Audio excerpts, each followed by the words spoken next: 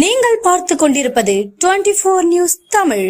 சென்னை பெருநகர மாநகராட்சியின் தூய்மை பணிகளை தனியாருக்கு விடுவதை எதிர்த்தும் தற்காலிக தூய்மை பணியாளர்களை நிரந்தரப்படுத்த கோரியும் சென்னை பெருநகர தூய்மை பணியாளர்கள் 12வது நாளாக போராட்டத்தில் ஈடுபட்டு வருகின்றனர்.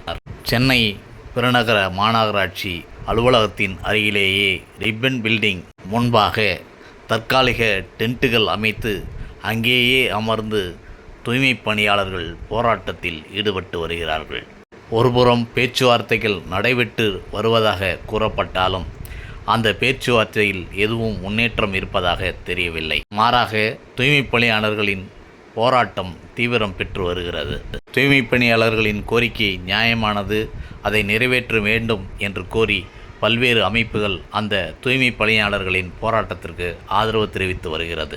அரசு என்ன செய்ய போகிறது? பொறுத்திருந்துதான் பார்க்க வேண்டும்.